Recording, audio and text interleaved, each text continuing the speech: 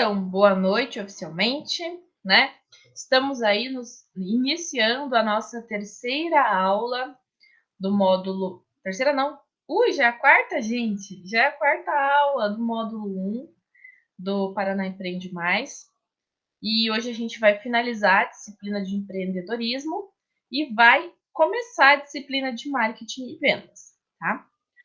Hoje o tema que eu vou trazer para vocês é a regra de ouro contábil.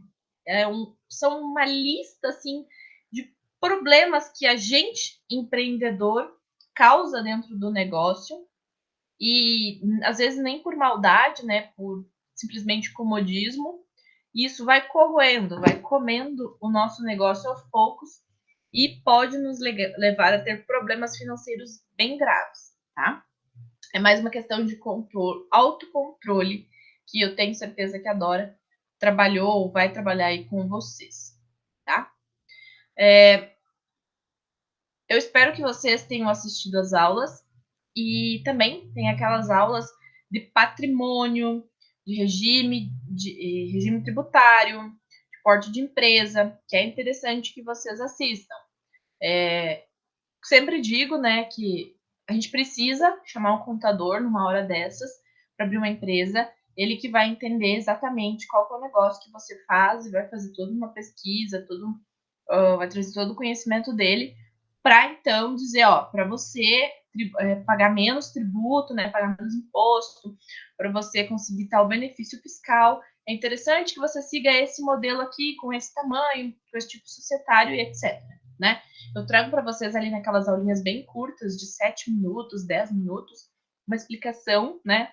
Um panorama geral do que é cada um que existe hoje. Por exemplo, a Eireli, que não se abre mais a Eireli, né? A gente não tem mais como chegar e abrir uma Eireli. Elas estão se transformando nas SLU. Toda a Eireli hoje, quando ela sofre um processo, né, de alteração ali no contrato, ela muda o regime dela, não, o tipo societário dela. E aí ele é alterado para SLU geralmente, Sociedade Limitada Unipessoal. Mas tem isso explicado ali na aula de tipos societários, que é bem legal para vocês assistirem, é bem rapidinho essas aulas e tem uma boa noção, vocês vão ter uma boa noção do que são esses tipos, regimes e portes e também do que é patrimônio. É importante que vocês assistam a aula de patrimônio, que é um dos primeiros assuntos aí que o contador vê na faculdade e o administrador também vê na faculdade, e é importante mesmo para o dia a dia, tá?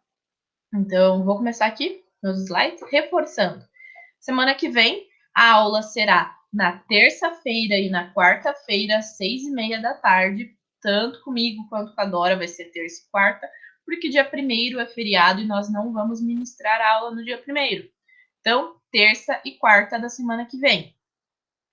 Já reforço para vocês ficarem atentos aos recados no grupo, tá? A professora Dora vai passar os temas das aulas que precisam ser assistidas.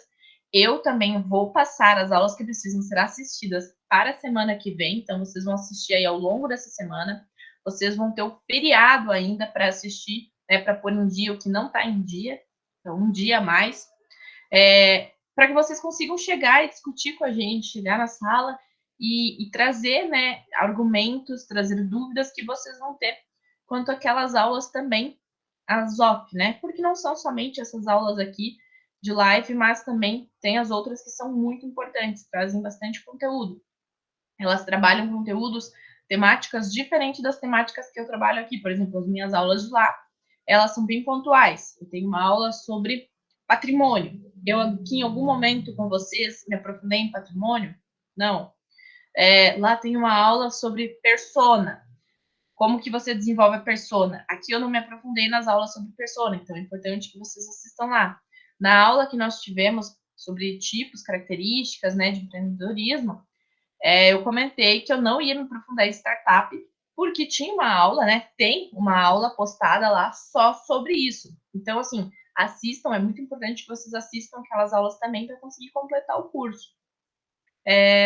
Tem uma aula que é um pouco mais longa, que é a última postada no meu link, que se chama Endomarketing, que é a minha aula com a aula da professora Dora. É interessante vocês assistirem essa aula aí antes da semana que vem. E se depois ficar pulga atrás da orelha, assista a aula de novo, tá? Ela gera bastante... A gente tem bastante conteúdo dentro dessa aula, ela tem 1h40, é uma aula mais longa mesmo, porque são das duas disciplinas juntas, né? Eu trabalho a minha parte do marketing e a professora Dora trabalha a parte da gestão de pessoas. A gente une esses dois trabalhando o endomarketing. Professora, mas eu tenho uma empresa pequena, eu tenho 2 funcionários, eu tenho 3 funcionários. Por que eu vou fazer um trabalho de endomarketing? Por muitos motivos que a gente traz naquela aula, né? Por exemplo, vocês sabiam que um dos pontos que consome muito dinheiro de uma empresa é a rotatividade alta? E aí, quando você não consegue prender, né, uma pessoa dentro da empresa, que não consegue fazer ela ficar, você tem um gasto muito grande ensinando para alguém novo, demitindo, pagando processos rescisórios. Então, e tanto a contratação também custa caro e custa tempo, além de tudo, né? Então, prestem atenção nessa aula, que ela é bem interessante e a gente traz bastante conteúdo para vocês nessa aula, tá? Se chama Endomarketing. É a aula mais comprida que tem lá. E aí eu vou passar também para vocês amanhã já, hoje ou amanhã, eu passo para vocês quais as aulas que vocês têm que assistir essa semana, tá? Deixa eu compartilhar os meus slides aqui com vocês. Outro ponto, enquanto eu compartilho aqui, é em relação a ontem. Ontem, eu acho que todos vocês estavam na sala e viram o que aconteceu, que eu esqueci de pedir para o Cauê para gravar a aula. Então, eu vou gravar uma aula essa semana sobre plano de ação para quem perdeu o início da aula. E vou postar e vou avisar vocês no grupo, que ela está postada, porque a parte de plano de ação não ficou gravada. A parte de plano de negócios ficou gravada e já foi postada na plataforma. Mas a parte de plano de ação não ficou gravada. Então, eu vou gravar e vou deixar lá para vocês. Tranquilo? E eu mandei a planilha de plano de ação lá no grupo do WhatsApp também. Por gentileza, alguém confirma se está vendo meus slides?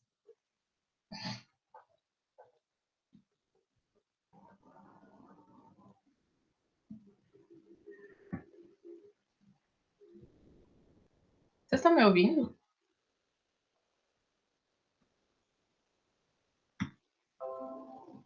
Vocês estão me ouvindo, me vendo?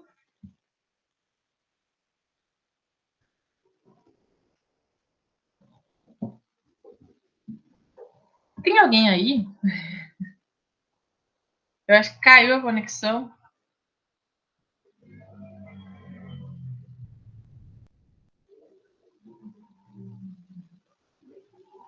Vocês conseguem me ouvir, me ver?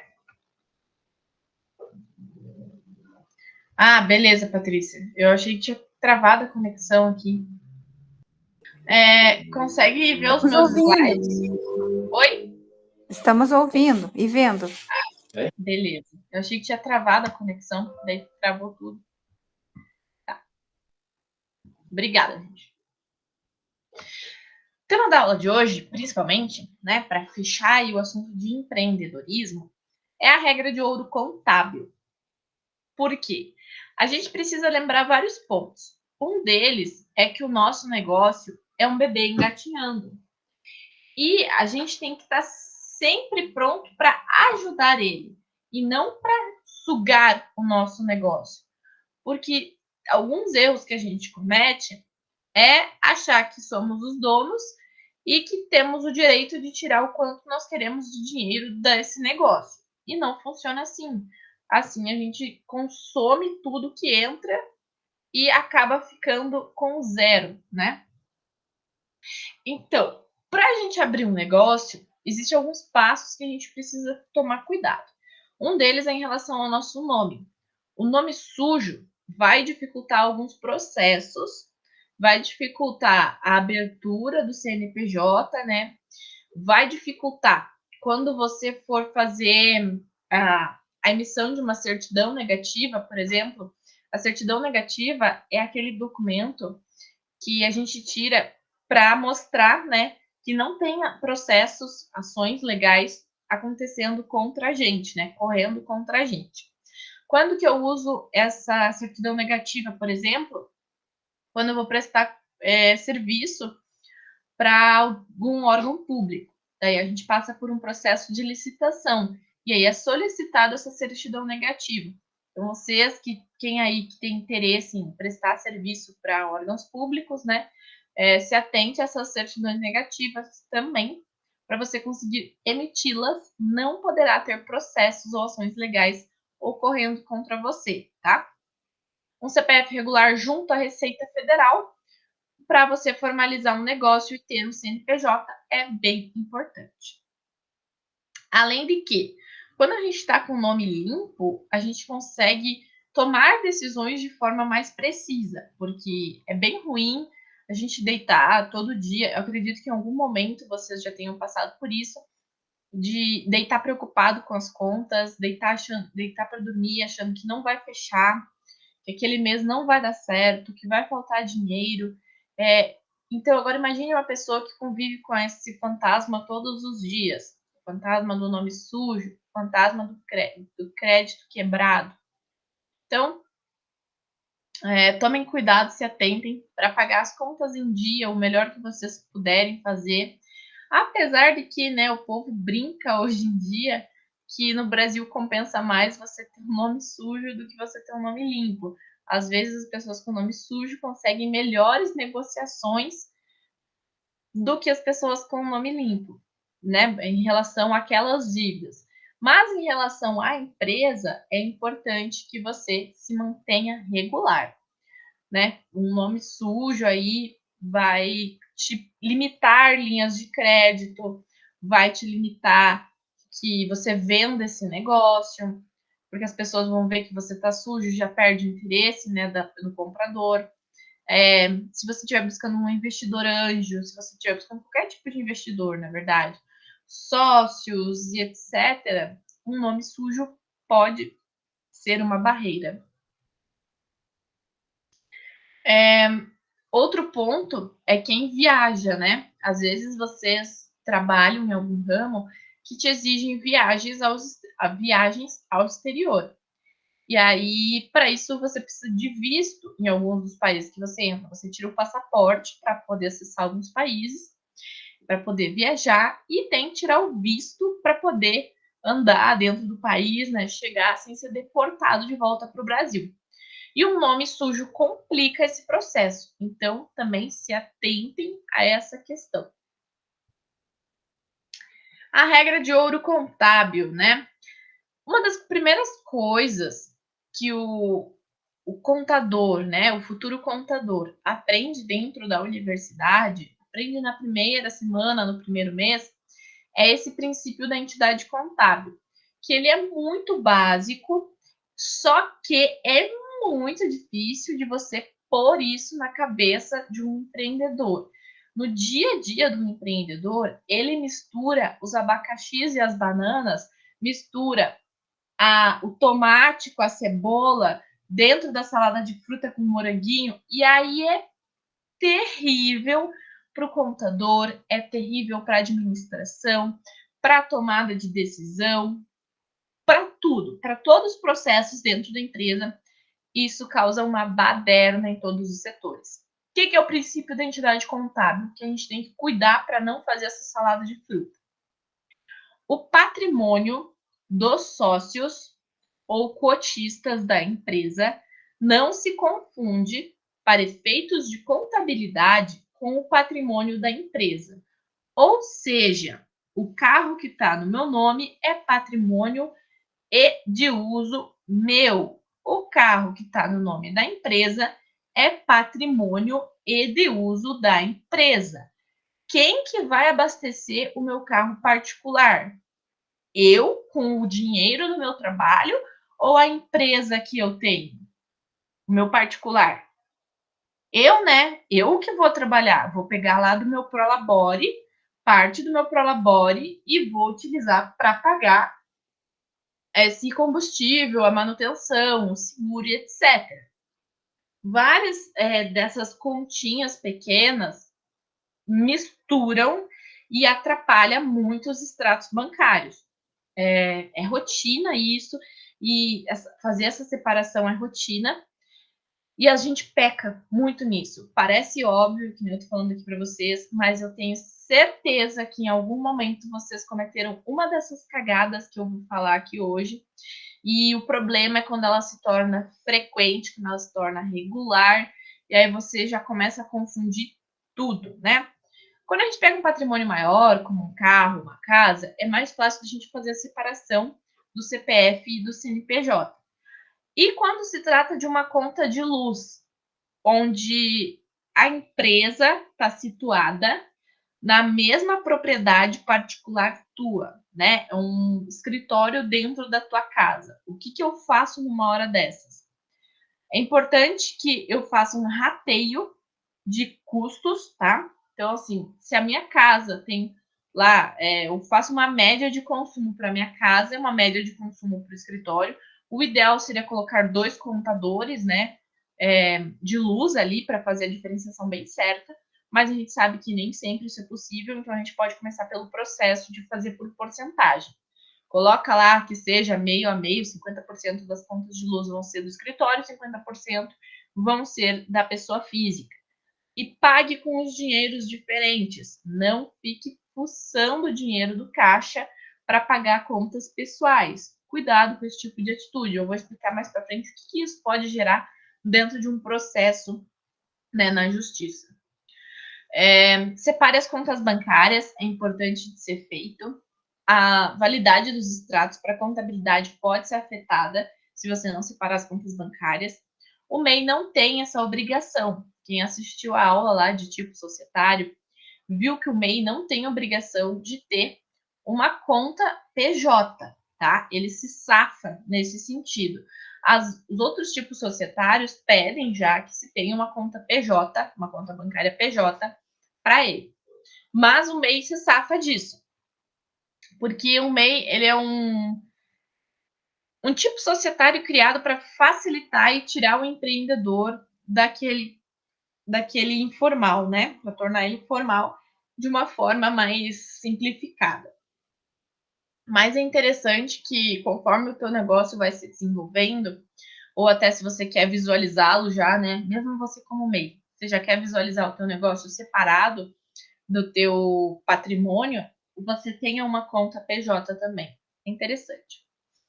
Bom, além de que uma conta... Meu nariz está coçando, perdão.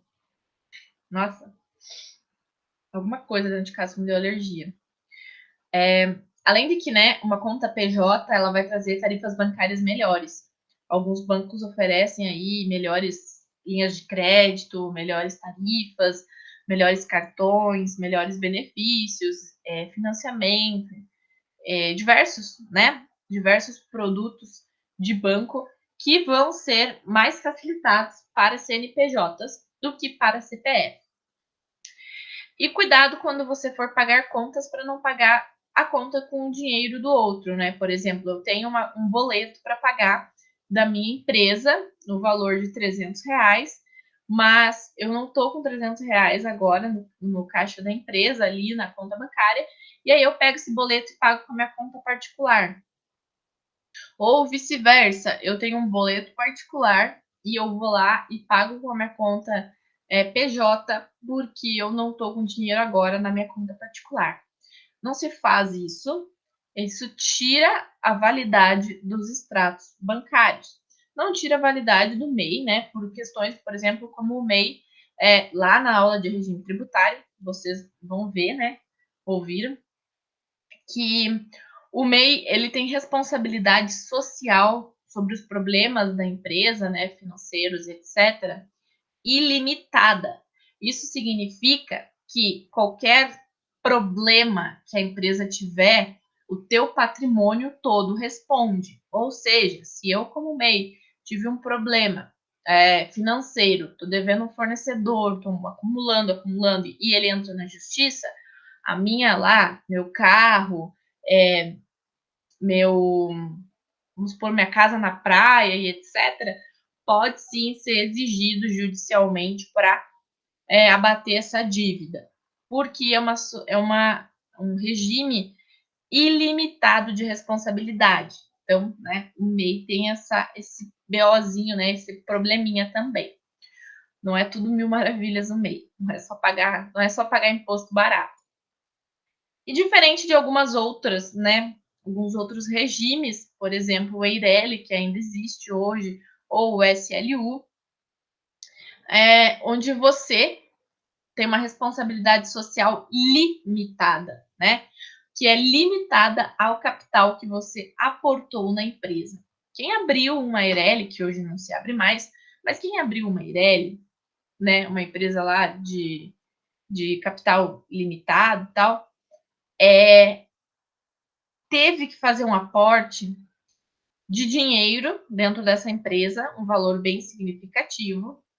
Se eu não me engano, aqui são 100 salários mínimos, eram 100 salários mínimos, e esse dinheiro era uma garantia, né, de que você tinha um capital ali para segurar os teus fornecedores caso aconteça uma coisa. Porque nesse tipo de empresa, como a responsabilidade social é limitada, o teu patrimônio não responde. Vai responder quando, né? Além da situação de responsabilidade ilimitada.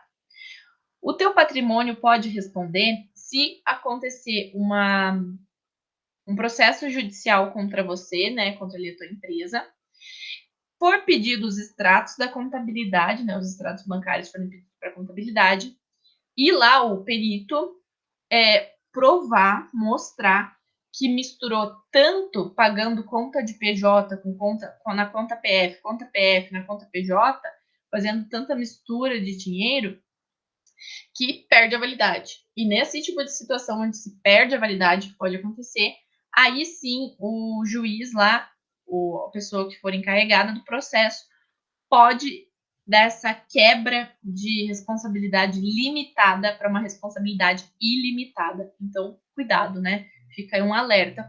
Tudo que você puder separar. O que eu faço, né? Se eu tenho lá um boleto para pagar de um tênis que eu comprei para o meu filho e eu não tô com dinheiro na conta agora, porque vai entrar dinheiro para mim daqui 5 dias. E aí, se eu atrasar, eu vou pagar multa. O que eu faço nessa situação? Posso fazer um saque da conta da PJ e lançar, né? Lançar lá no meu livro caixa ou aonde eu faço as minhas anotações, que é uma retirada, né? Uma retirada de prolabore, uma antecipação ao sócio, algo do tipo, tá? Mostrando, indicando que foi uma antecipação de um crédito que ele tem a receber lá na frente. Por que fazer assim? Porque é a forma correta de se contabilizar esse dinheiro que você está sacando. Outra coisa que você pode fazer só um minutinho, gente. Só um pouquinho. Deixa eu só dar um pause aqui.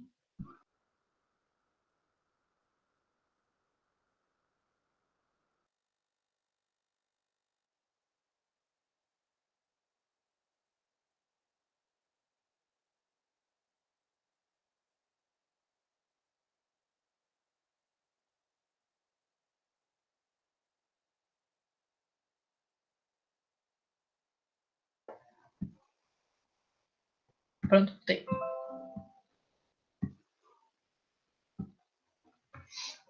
Outra coisa que a gente pode fazer, né? Retomando aí a nossa conversa, além do saque, fazer uma transferência ou saque, transferência. E último dos casos, fazer o pagamento dentro da conta da PJ, tá? Da tua dívida pessoal, tá? Por que é importante também que a gente estabeleça um prolabore? Porque a nossa cabeça, às vezes, não está preparada psicologicamente para ver o dinheiro entrando num bom fluxo dentro da empresa. E aí a gente começa a achar que a gente tem direito de gastar, porque dá muito duro para conseguir aquele negócio, fazer crescer e tal. Então eu mereço ir jantar em tal lugar e pega dinheiro da empresa. Ah, eu mereço fazer tal coisa e pega dinheiro da empresa. Ah, mas meus filhos merecem uma escola melhor e tal, e pega dinheiro da empresa. E vai tirando e perde o controle, tá? Então, por que é importante fazer estabelecimento de um prolabore? Porque daí você vai ter uma ideia, você vai levantar os pontos, né? Quanto que a minha empresa pode pagar de prolabore, que é um salário fixo para o dono da empresa, tá? Prolabore é isso, é como se fosse o salário do dono da empresa. Quanto que a minha empresa pode pagar de Prolabore fixo? Quanto que eu preciso de Prolabore para me sustentar, tá? Qual o dinheiro, qual o montante que eu preciso para me sustentar.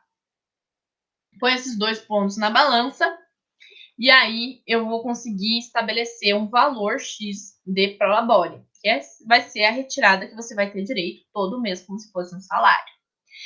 Óbvio que você, como proprietário, você vai ter também a retirada de lucros. Mas a retirada de lucros só vai acontecer quando for comprovado que houve lucro. Né? Não vai fazer retirada se a empresa está sem lucro ou não atingiu um lucro suficiente para ser retirado pelo sócio. Então, cuidado. O Prolabore, ele vai te dar um autocontrole melhor nas retiradas, porque o ideal, né, você pegar o dinheiro ali, recebeu lá, estabeleci que o meu Prolabore vai ser 5 mil reais. Então, todo mês, no dia X, eu retiro 5 mil reais, pego para mim e vou pagar as minhas contas pessoais com esse dinheiro que eu recebi da empresa e não ficar sacando dela. Como eu disse, parece óbvio, parece muito óbvio, mas não é fácil de ter disciplina, de ter esse autocontrole no dia a dia. É muito comum as empresas, pega ali 10 no caixa para marmita, porque tá mais fácil, eu tô ocupado agora. Pega lá, vintão, paga aí para mim a moça das fronhas que eu comprei, pega, quanto que foi? Duzentão, pega 200 no caixa. E vai indo, e vai indo. Aí depois, né, se você não anota essas retiradas, complica até para você fechar o teu caixa, porque você não vai entender aonde é que foi parar o dinheiro. Não pague despesas pessoais como se fosse da empresa, né? Casos ali de contas de água, gás, luz. Isso, como eu comentei, estipular uma porcentagem, se você não conseguir pôr contadores diferentes, né? Para saber os gastos exatos. Então, você faz uma porcentagem ali, define. Não tenho isso dentro do meu negócio ainda. Bom, então tá na hora de fazer. Já passou da hora de fazer. Isso é muito importante. Eu peço que vocês anotem aí. Estabelecer as porcentagens de conta de água, gás, luz, né? O que você tiver de gasto em comum com a tua empresa e a tua casa própria, tá? De consumo próprio. Se eu não tenho um Prolabore, posso estipular um Prolabore, que é uma forma mais segura de controlar, né? De ter um autocontrole melhor sobre retirada de dinheiro. Opa! Passei demais. Não misture recursos. Pagar uma dívida pessoal com recurso da empresa, né? Então, como eu falei, vocês transferem o dinheiro da PJ para o PF ou faz um saque. Lança como retirada de lucros, antecipação de Prolabore ou empréstimo para sócio. Esse que eu queria lembrar. Empréstimo para sócio também é um modelo que vocês podem fazer o lançamento. Empréstimo para sócio acontece o quê? Se o sócio está pegando emprestado da empresa, então, óbvio que ele precisa devolver. Vocês pagam os empréstimos de vocês. Se vocês tiverem empréstimo da própria empresa de vocês, vocês devem quitar esse empréstimo também, tá? Imagine assim, ó, gente, PJ e PF são pessoas diferentes. Pessoa física, PF, PJ, pessoa jurídica. Você não pode achar que você é o mesmo que a tua empresa e sair aí absurdamente gastando e sufocando a tua empresa. Tente visualizar isso separadamente. No caso contrário, da empresa pegar dinheiro emprestado do sócio para pagar uma conta pessoal, lança aí como empréstimo do sócio, tá? E daí a empresa paga de volta para o sócio depois. Isso é diferente do aporte de capital que você faz como investimento, né? É diferente. Lance os saques do caixa feitos pelo proprietário. Ou seja, pegou os 10 lá para pagar a marmita, lança como antecipação de Prolabore. Essas contas pequenas são interessantes de serem lançadas como antecipação de Prolabore mesmo, tá? Empréstimo para sócio deixa para situações maiores. E retirada de lucros é melhor deixar como último caso. Sim, né? Último caso ainda antes de você pagar com a própria conta jurídica. Porque a retirada de lucros, ela precisa ser comprovado que houve lucro. Então, é um processo um pouco mais complexo. É mais fácil para vocês lançarem como antecipação de Prolabore ou empréstimo para sócio. Cuidado com os pequenos saques, né? Almoço, pastel, a flor que comprou, a Cacau Show, o doce, o bolo de pote, a jabuticaba, o pêssego, o limpador de vidro do carro, enfim, que precisou. Cuidado com esses saques pequenos, porque eles atrapalham a tua contabilização do teu caixa. Ah, não vai atrapalhar tanto assim. Espera você passar um dia inteiro atendendo clientes o dia inteiro, numa correria, e no final do dia lembrar que você pegou R$ 6 para pastel às 8h30 da manhã, que você pagou a moça o moço lá do shampoo, do condicionador que você comprou, e vai lembrando desses pequenos saques. É difícil, e aí quando chega lá no final da semana e vai ser feito o acerto, né? Um acerto maior, uma conferência maior, ou no final do mês, o empreendedor olha lá para a conta e diz assim: mas eu não gastei tudo isso. De onde que saiu tudo isso? Como que eu gastei tudo isso? De onde que eu gastei R$ 3.000 nessas coisinhas? E aí vai somar e vai ter esse choque. Vai ver que ficou sem prolabore às vezes, ou que a maior parte do prolabore foi nisso. Então, é mais fácil você controlar o seu dinheiro pegando esse salário, né, esse prolabore, e pagando com separado, tá? Não compre bens pessoais no nome da empresa. Por exemplo, se eu for comprar um carro e é para uso pessoal e eu compro no nome da empresa, acontece que vai sair seguro no nome da empresa, vai sair o carro no nome da empresa, o patrimônio da empresa vai estar errado, né? Vai estar bem errado. Imagina que você comprou um carro para você usar, que seja lá, imaginar um ônibus. Você comprou um carro particular, né? Só que você comprou no nome da empresa. O seguro está no nome da empresa.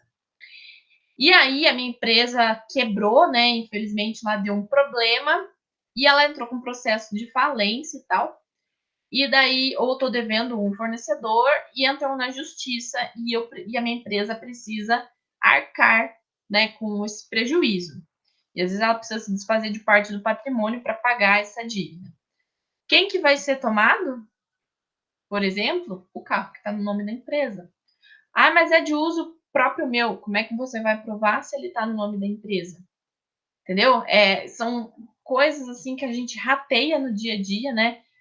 Rateada mesmo de tonguice nossa, que a gente não percebe. Outro problema, às vezes a gente fica deixando a manutenção por conta da empresa e quem usa é a gente particular. É muito errado fazer isso também. Agora vamos imaginar uma situação, tá? Você comprou um carro e botou no nome da empresa, mas quem tá usando é o teu filho, a tua filha lá, jovens. E aí, ocasionalmente, eles beberam numa festinha no dia que eles estavam com o teu carro e atropelaram uma pessoa. Quem vai responder pelo processo? Eles têm carteira, mas mesmo assim, quem responde? Quem que vai ser envolvido na história? Né? O nome de quem que está esse veículo? É de uma empresa, a tua empresa. Então, a responsabilidade pode vir a recair sobre a empresa, tá? É complicado, mas então, podendo, separa, tá? Carro particular no nome da empresa, imóvel particular, carro particular no nome particular, carro da empresa no nome da empresa, imóvel e etc. Cada um na sua devida conta, saindo com o dinheiro pago da sua devida conta e contabilizado e patrimonializado, né, dentro da empresa, dentro do CPF ou CNPJ que foi comprado e que é usado. Imóvel na propriedade do dono, né? Vamos supor que a minha loja fica dentro do meu pátio, no mesmo terreno ali que eu utilizo. O que eu faço nesse tipo de situação? Ah, mas é meu comigo, não vai acontecer nada, besteira. Uma hora ou outra você pode ter um sócio, uma hora ou outra pode ter uma briga familiar. Então, o que é importante de ter? Se a minha empresa está dentro do meu pátio, está dentro da minha casa, contrato de aluguel ou um contrato de comodato. Contrato de aluguel, a empresa vai pagar um aluguel para o proprietário dela, que é o proprietário do imóvel nesse caso. Ou um contrato de comodato, que é um tipo de contrato onde está registrado ali que está cedendo espaço para outra atuar, mas isso não dá direito, né, lá um processo por exemplo, futuramente de uso capião ou coisa do gênero. Ele é um contrato de segurança tanto para a empresa quanto para você, pessoa física. Não custa tanto assim, né, o teu tempo de fazer um contrato desses.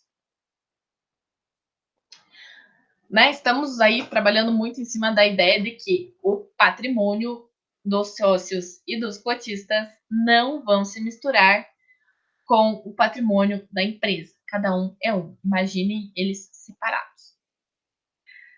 Controle constante de fluxo de caixa. Eu preciso registrar tudo que entra e tudo que sai o quanto antes dentro do meu caixa. Se eu não puder fazer isso no meu fluxo de caixa na mesma hora, né, no mesmo instante em que eu mexi no meu dinheiro ali, eu tenho que fazer pelo menos diariamente.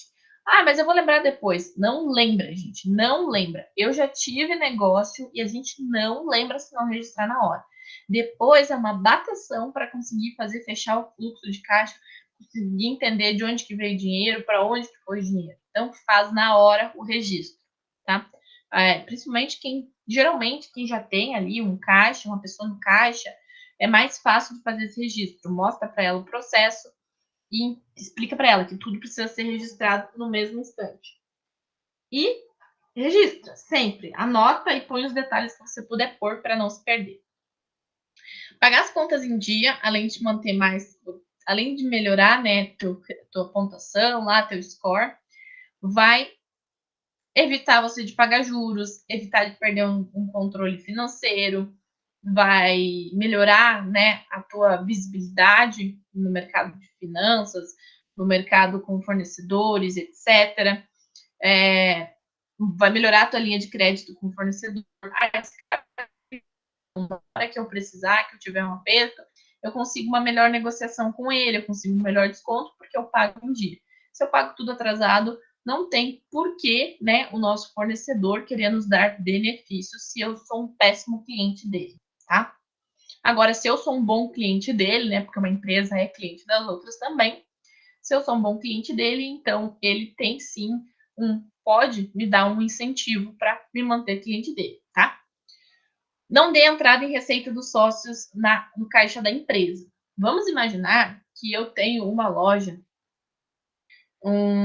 de conserto de motosserras, tá? Tipo uma mecânica de motosserras, né? E aí, a minha esposa meu esposo, resolveu que eu não sou casada, gente, tá? Vamos deixar claro que agora ficou bem estranho depois que eu falei essa frase. Mas não sou casada. Vamos imaginar lá, meu parceiro, minha parceira, resolveu que vai vender Cacau Show pro Dia das Mães, vai vender flores, tá? Junto com a minha, onde fica ali a minha loja de conserto de motosserra. E eu começo a dar o troco e receber no mesmo caixa, tá? Tanto o privado, né, que é aquele extra que meu esposo está fazendo, quanto o meu serviço lá de motosserra, tudo no mesmo caixa. Imagina você fazer a separação disso depois, né? Se deu o troco errado para um deles, vai pegar o que é da... Nossa, gente, eu já vi isso acontecer dentro de empresa, assim, não é legal mesmo. Pode até utilizar a vitrine, espaço para expor, mas utilize diferentes, separados. Aqui em Guarapuava, contas diferentes, caixas diferentes. Aqui em Guarapuava tem o ITS, ali em cima, perto do CDTEG. E eu já comprei ingresso ali no ITS. Ele é tipo um barzinho. E eu já fui comprar ingresso ali no ITS. E quando é esse tipo de situação de ingresso, ele tem uma máquina separada, uma maquininha de cartão separada. Então, é isso que a gente tem que fazer essa separação correta. Não é ficar, mas a pessoa quis pagar no cartão, eu só tenho essa máquina de cartão. Pô, cara, tenta encontrar uma outra forma de fazer isso, mas sem misturar. Sem misturar. Tudo que você puder separar e evitar a misturinha, nem que seja mínima, separe. Estou martelando muito em cima disso, porque é muito importante que vocês entendam isso. E se caso você der entrada, né, nesse dinheiro aí, desse extra, que o teu parceiro lá ou até você mesmo resolveu fazer pro Dia das Mães, por exemplo, de entrada, né? Se esse dinheiro entrar no teu caixa, de entrada como empréstimo do sócio. Então, sei lá, vendi um buquê de flor por R$ 80 e entrou no meu caixa, eu lanço ele como empréstimo do sócio. Como eu comentei, se a gente fizer essa mistureba, acontece invalidação dos extratos bancários, tá? E isso pode acontecer até a desconsideração da personalidade jurídica, ou seja, né? Você deixa de ser PJ, deixa de ser jurídico e se mistura demais. Comprometendo além, né, de tudo, que isso vai comprometer a gestão da empresa, você perde a capacidade de realmente apurar lucro ou prejuízo que a empresa teve, fica bem mais difícil. E é uma informação básica que nós precisamos ter para saber se um negócio é lucrativo ou se passou da hora de fechar as portas ou tomar uma atitude diferente. Compromete cálculos de custo de produção. Custos são importantíssimos para você precificar, para você manter um negócio, para você saber aonde pode cortar, aonde pode mudar, né? Então, cuidado, porque isso compromete os cálculos de custos. Além de um descontrole financeiro, você pode acabar pagando mais juros, se confundir e toma decisões imprecisas, fazendo essa misturança. Então, cuidado com a tua tomada de decisão aí, torne ela mais efetiva possível, tá? Como que eu posso fazer esses controles? Com certeza a professora Dora já passou sugestões para vocês, mas eu trago aqui. Planilhas de Excel é bastante usado hoje. Ah, mas eu não sei usar Excel. Gente, faz um cursinho de Excel, pega um cursinho na internet, aí tem cursinho de 5 horas, tem cursinhos mais complexos. Aprende a usar Excel, Excel é básico. Dependendo do porte da minha empresa, eu posso ter um software. Tem software bem baratinho. Claro que o nosso sonho é chegar num software imenso dentro da nossa empresa que dê para a gente quase as coisas respondidas, né? Por exemplo, eu trabalhei muito no meu TCC em cima do software ERP, Enterprise Resource Planning, que é um dos mais tops de linha, digamos assim, na gestão hoje. E o nosso sonho é chegar lá, né? Mas enquanto a gente não tem capital suficiente para pôr um software desse, que pode custar aí mais de R$ 500.000, a gente pode utilizar softwares básicos, pode utilizar apps dentro da Play Store, do celular, do Android, do iPhone, etc. Ou posso utilizar cadernos. É mais difícil ver alguém utilizando ainda caderno para fazer registro, mas acontece, tá? Aqueles livrinhos, vai lá no mercado, compra um caderno e faz esses registros. Pelo menos isso, tá? Tenha tudo que entra e tudo que sai da empresa registrado. Tenha lá uma folhinha do teu caderno, um capítulo do teu caderno, com tudo que tem de patrimônio dentro da tua empresa, quando foi comprado, quanto você pagou, qual a nota fiscal, guarda isso, porque chega um momento que você vai ter que fazer uma declaração do que você tem, tá? Né? O verãozinho tá chegando aí, então é o momento da gente falar nessas declarações também. Você vai ter que declarar o que você tem, então tem a nota fiscal. Outro ponto, a gente faz depreciação de alguns produtos que a gente tem dentro da nossa empresa, por exemplo, a gente deprecia o nosso carro, a gente deprecia nossas máquinas, a gente vai depreciar nosso imóvel, vai depreciar. Gente, você sabia que na pecuária a gente deprecia até alguns animais? Na pecuária tem esse tipo de situação, é bem mais complexo de fazer, mas é bacana, eu gosto dessa parte. Então, assim, muitas coisas você vai ter que depreciar. Então, tenha anotado, assim, o que for patrimônio, né, o que for estoque, tenha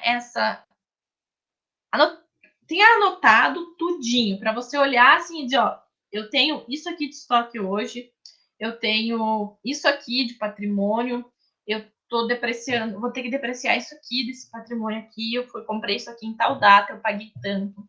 A minha taxa de depreciação é essa. E aí, tudo isso vai te ajudar a tomar decisões mais precisas, tá?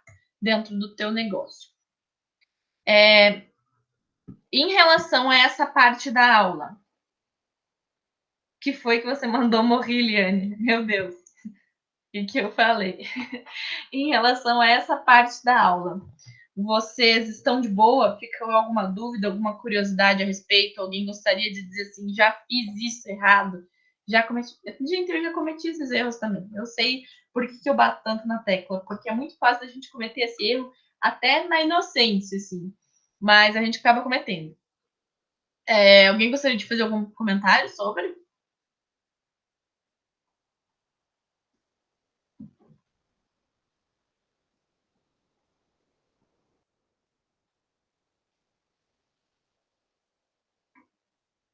Bom, deixa eu dar uma respirada aqui, né? Tô acalmando a falação. E daí já vou entrar no nosso tema de marketing também.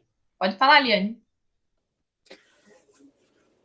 Não, eu comentei morri porque, ah, meu Deus, eu ainda não consegui separar 100% a conta da pessoa física com a da jurídica, sabe?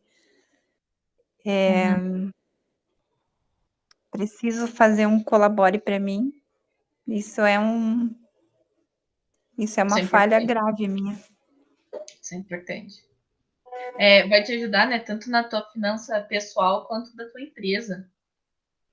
Na verdade, hoje, para falar bem a verdade para você, eu acho assim que eu trabalho de graça para mim. Eu quase Não não pego pode, nada. Liane. Não pode também. Eu quase não pego nada e tudo que eu ganho, todo o dinheiro que eu ganho, eu invisto novamente, mas assim, eu acredito, Júlia, que eu vivo a loja, eu não Uhum. vivo a minha vida pessoal. Então, eu Não, tenho isso que. na verdade, assim, nem é tão surpreendente, né? Eu vivo a loja. Tá certo. Os teus negócios aí são novos ainda, eles dependem muito de você. Então, digamos, se você sair do teu negócio, eles possivelmente podem vir a quebrar, porque eles ainda estão bem apegados a você, né? Muito. Pois é. Mas a questão do prolabore ali de separar, duvido que se eu te perguntasse hoje assim, quanto que você, Liane, você, não sei se você tem filho, né, se é casada, quanto que você tem de custo de vida? Você Não saberia sei, me dizer isso, você, pessoal? não sei dizer. Eu sei que eu procuro nunca tirar, mas eu não sei o quanto que eu uso.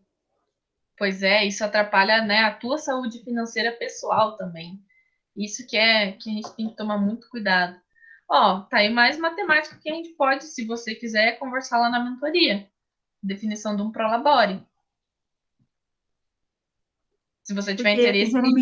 geralmente eu faço, tipo, eu separo as contas que são grandes, digamos, luz, água, internet, sabe? As que são maiores. Porém, a compra do que faltou no mercado que eu vou buscar, isso eu acabo misturando. Que são as pequenas, né? É o que eu brinquei ali, o pastel, a marmita. Uhum. Isso aí é complicado e, de certa forma, preocupante. Mas se você tiver interesse, a gente te ajuda a fazer. Te ajuda a dar uma luz em relação a como montar um prolabore, Uhum. Eu tá bom? preciso separar eu preciso ter uma separação realmente, né? Tipo, porque por mais que eu não abuse, mas eu misturo. Sim, sim. Exatamente, que nem eu falei, não, às vezes não é nem por maldade, né? Não tem um empreendedor que sufoca a empresa, né? Existe o caso do empreendedor que ele quer ter um padrão de vida maior do que a empresa pode oferecer para ele e ele pode oferecer para ele, mas existe também o caso do empreendedor que está ali, né? Que é o teu caso, que está ali pela empresa, vive a empresa, mas peca nesse sentido assim de não ter esse controle exatamente, né? Mas que bom que você já consegue visualizar isso, né? Tem empreendedor aí que diz, tô nem aí. Eu vou continuar fazendo desse jeito, tá dando certo, é isso, né? Mas que bom que você consegue já visualizar isso. Tá de parabéns.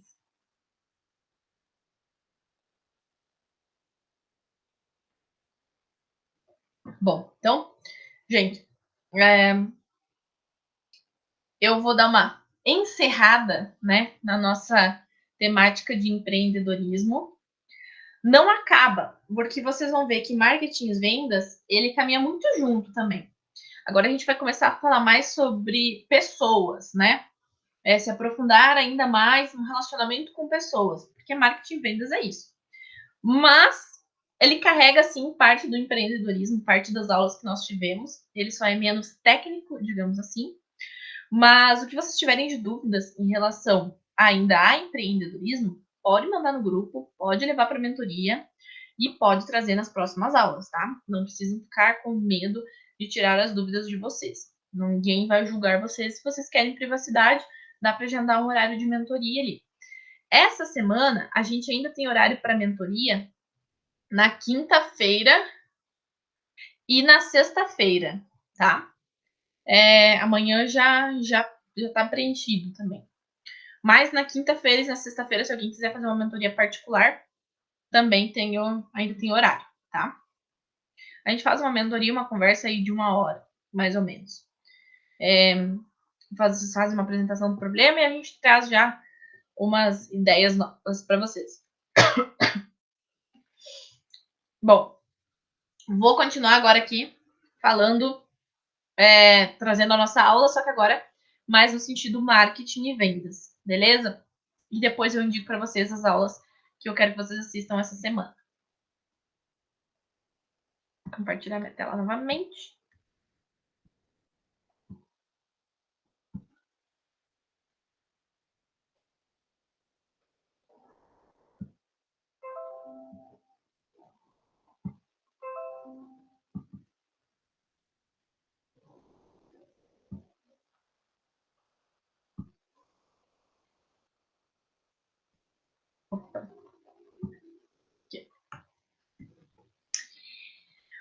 O que a gente tem dentro dessa aula aqui, né? Claro que a gente não vai ver tudo hoje, a gente vai começar a trabalhar hoje e daí a gente continua na semana que vem. Mas temos objetivos da gestão comercial, né? São os temas que a gente vai ver. Profissional do marketing, funções e aplicações do marketing e tarefas e processos de vendas.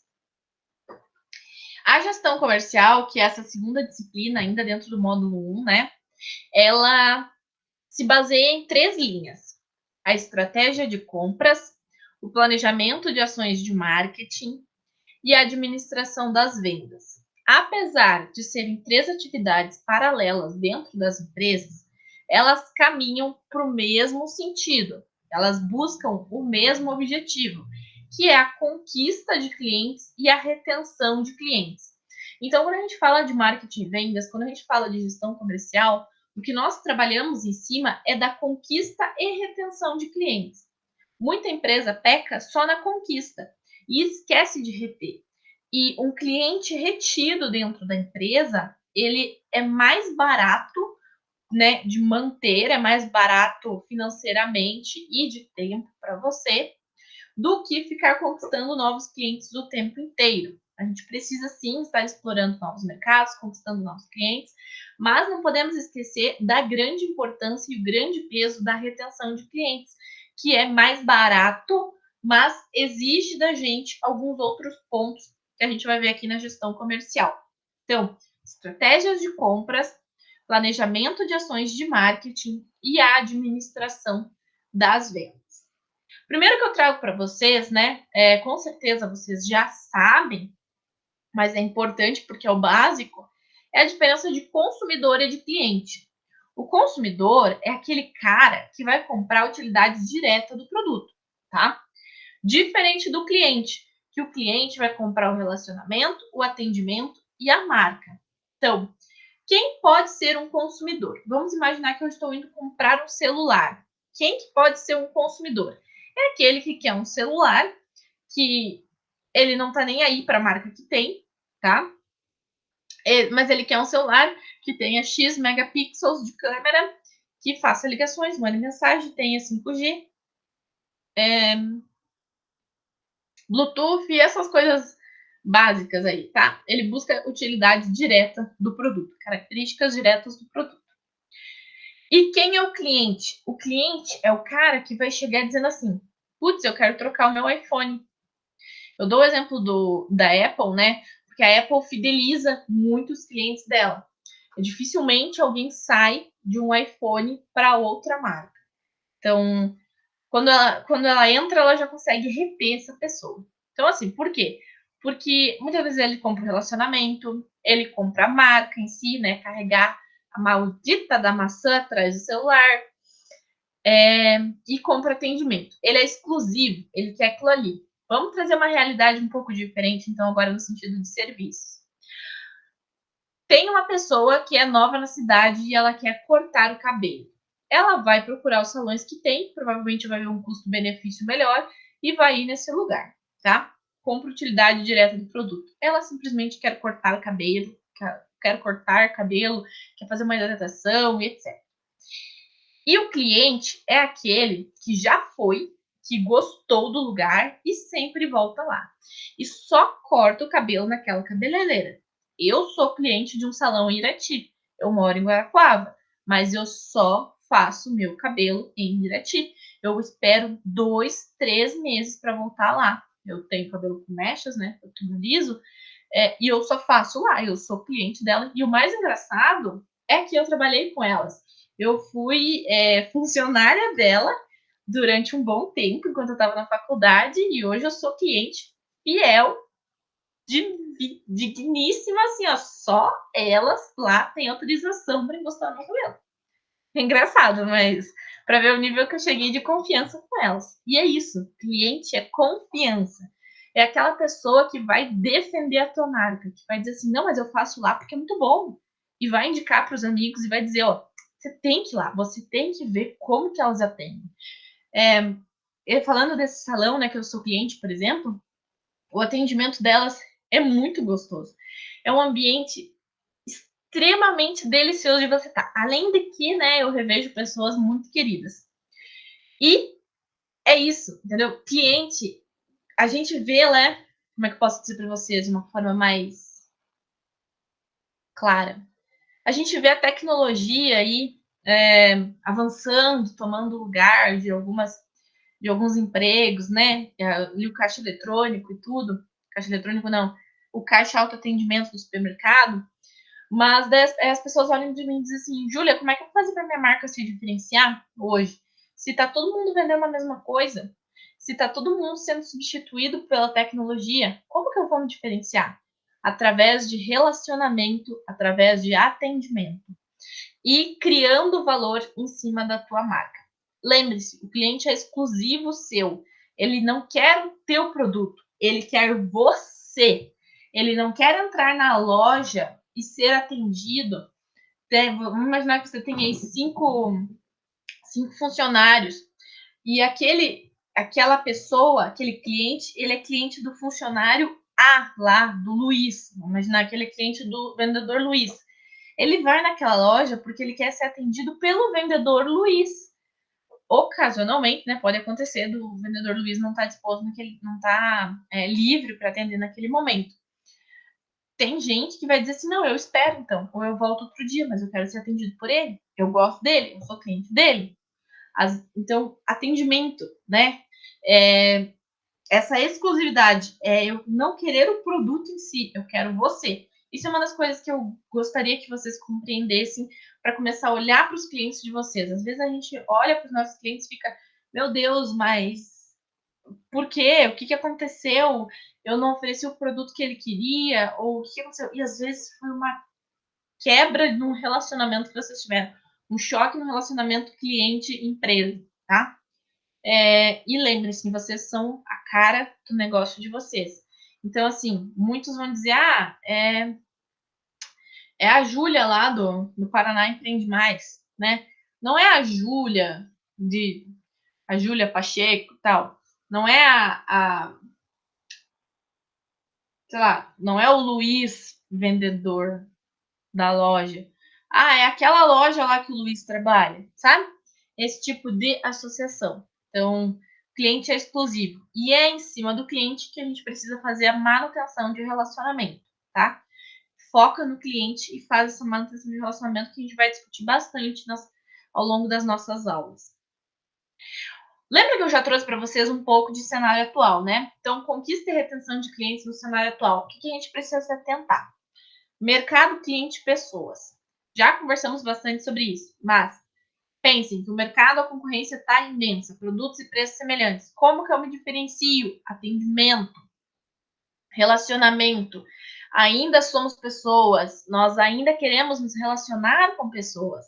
A hora que nós queremos atenção e muitas vezes a gente sai fazer compras por carência e a gente não quer entrar numa loja e ser atendido de forma grossa. A gente quer entrar numa loja e conversar.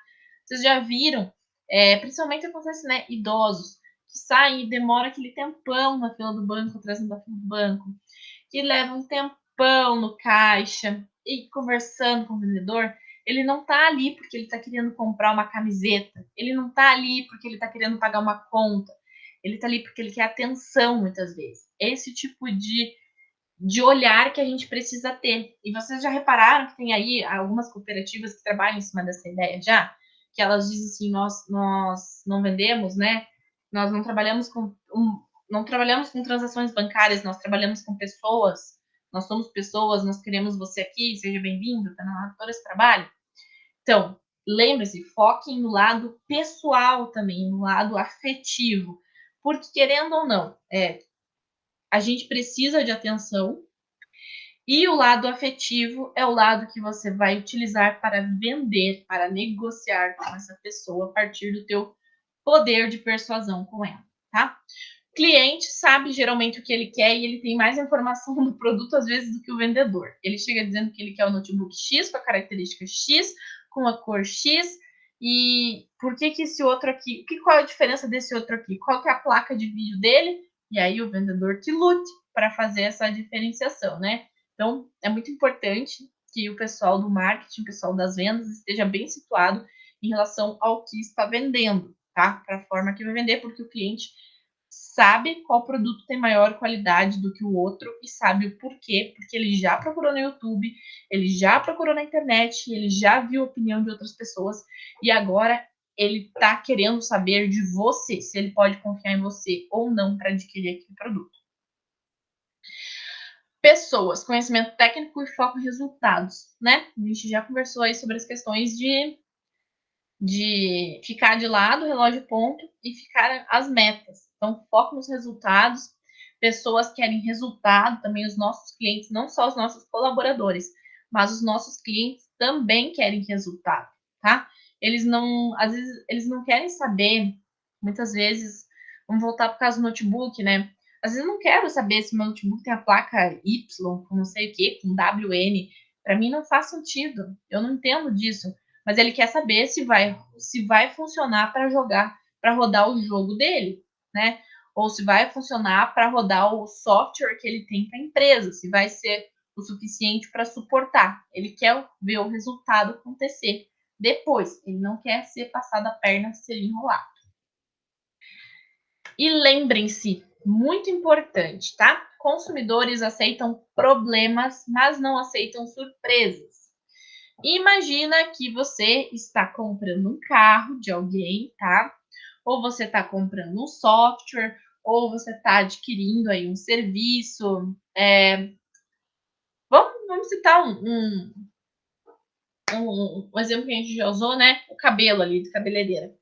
Vamos imaginar que eu fosse fazer as minhas mechas, né? Que é um processo de descoloração.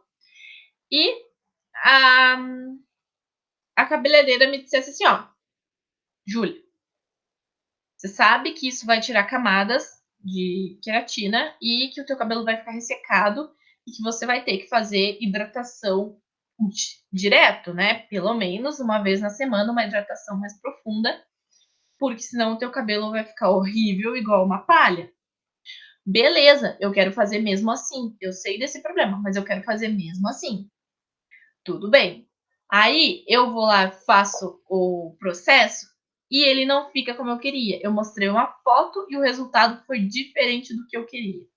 Qual que seria a minha reação nesse tipo de situação? Como eu me sentiria em relação a isso? Eu ficaria muito puta da vida, né? Não ia gostar. Se eu olhasse assim e dissesse, não era isso que eu pedi, não é isso que eu quero, não vai ficar assim. Então, lembrem-se, né, desse exemplo. Consumidores aceitam problemas, comunique os problemas para os teus consumidores, tá? Para os teus clientes.